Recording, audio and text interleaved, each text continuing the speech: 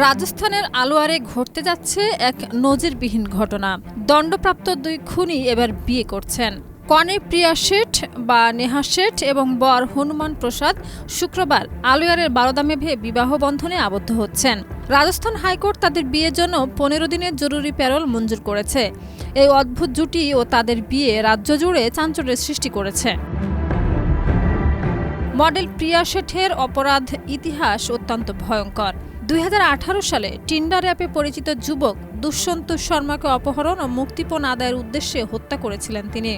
দুষ্যন্তকে নৃশংসভাবে ছুরিকাঘাত করে মরদেহ সুটকেসে ভরে পাহাড়ে ফেলে দেওয়া হয়েছিল। এ ঘটনায় প্রিয়াকে যাবজ্জীবন কারাদণ্ড দেওয়া হয়। বর্তমানে তিনি সাঙ্গানের ওপেন জেলে সাজা ভোগ করছেন। অপরদিকে হনুমান প্রসাদ 2017 সালে পরকীয়া প্রেমিকার প্ররোচনায় 5 জনকে হত্যা করেছিলেন। তার মধ্যে প্রেমিকার স্বামী, ঘুমন্ত 3 সন্তান ও এক ভাতিজা অন্তর্ভুক্ত। এই হত্যাকাণ্ড আলোয়ারের ইতিহাসে অন্যতম বর্বর রূপে বিবেচিত। প্রায় 6 মাস আগেই সাঙ্গানের ওপেন জেলেই প্রথম দেখা হয় প্রিয়া ও হনুমানের। সেখান থেকেই তাদের আলাপ এবং প্রেম শুরু হয়।